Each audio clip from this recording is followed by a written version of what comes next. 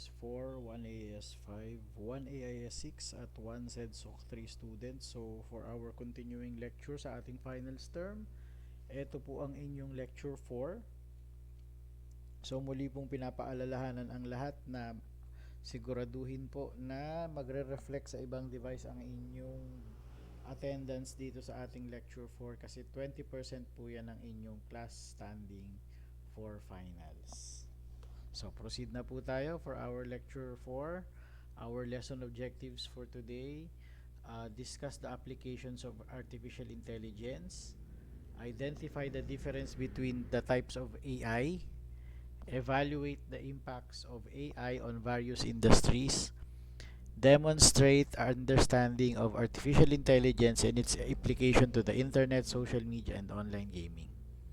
So, introduction natin when it comes to artificial intelligence. So, basically, after po ng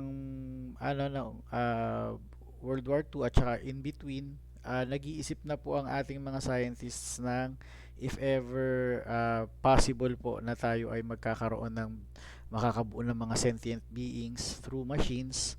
Although ang first example niyan or yung first pinaka-basic na example niyan ay yung Enigma encryption system ng Nazi Germany.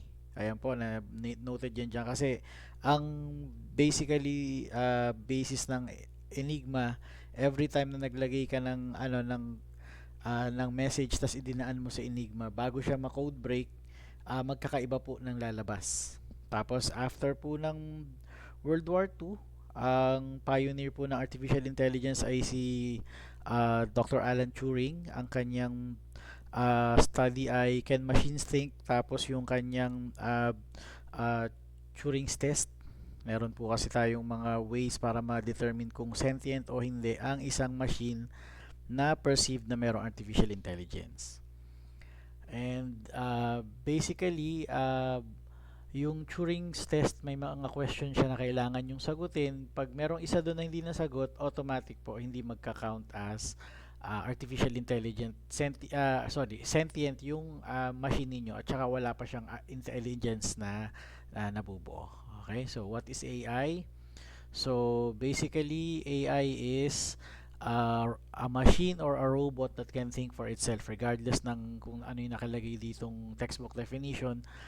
Best example natin dyan ay nagbigay ka ng simple instruction sa isang machine tapos masusunod niya at the same time makakapag-deduce siya or makapag-isip siya ng mga steps na pwedeng gawin after mo siyang utusan.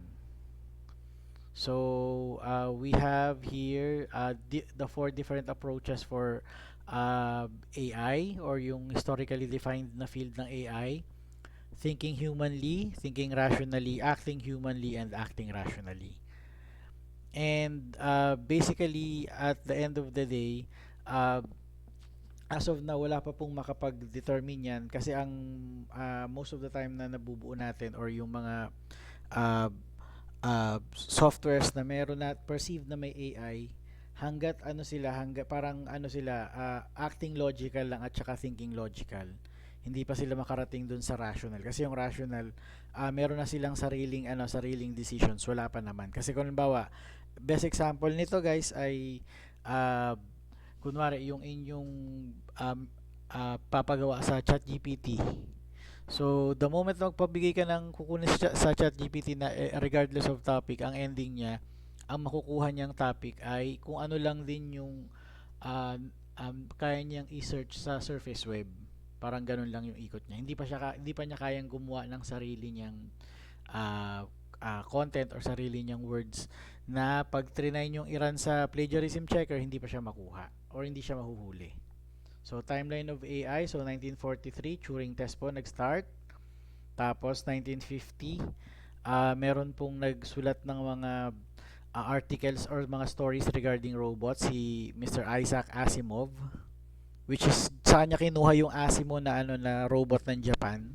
Tapos, by 1956, yung artificial intelligence, yung word ay naging term na. Tapos, by 1981, yung narrow AI or yung expert systems. By 1990 po, yung bottom-up approach. Tapos yung 1997, yung Deep Blue, ito yung nakikipaglaban sa sa chess. Ang notable na concern na achievement ng Deep Blue, tinalo niya si Garry Kasparov by hindi ko alam kung anong year, pero tinalo niya siya. Kasi ang ginawa niya, ah, lahat ng nakakalaro niya binibigay lang yung mga yung mga types ng technique sa chess, tapos naka-formulate siya ng sarili niya na pantalo dun sa Kasparov Open.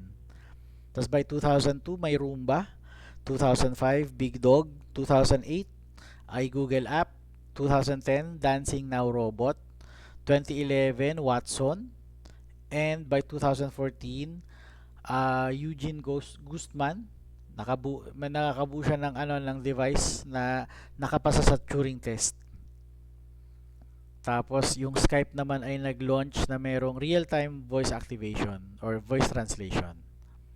So types of AI natin naman, strong AI, weak AI or narrow AI, and other classifications of AI naman, reactive machines at saka limited memory.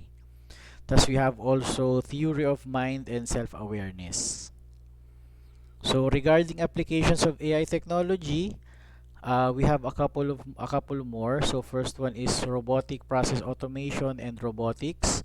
We also have machine vision, machine learning, natural language processing, and we also have now companies and countries na merong advancement sa AI. So I have here 10. So hindi ko na siya i-discuss isa-isa kasi most of them are are American brands naman, with the exception of Baidu kasi Chinese Chinese company. Pero the rest po, 9 out of 10 is mostly concerned with the West or European and American company. So please take note na lang po, baka lumabas yan sa inyong quiz and exam.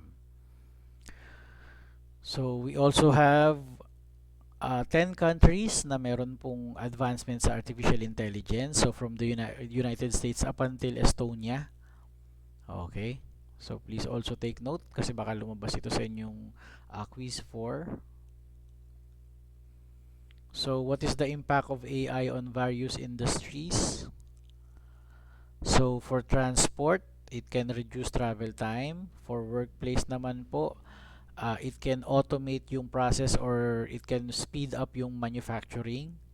For education po, we are allowed to create adaptive learning wherein yung inyong ginawa ay imbis na kayo gumawa, ipapa-generate nyo na lang. Although ang downside niyan, since surface level pa lang ang nagagawa ng mga AI natin na ng mga essay makers, madali siyang mabuking pa. So communication po, allowed na mag-auto-filter ang inyong emails. Sa sports naman, yung best example nito yung yung AR technology sa soccer.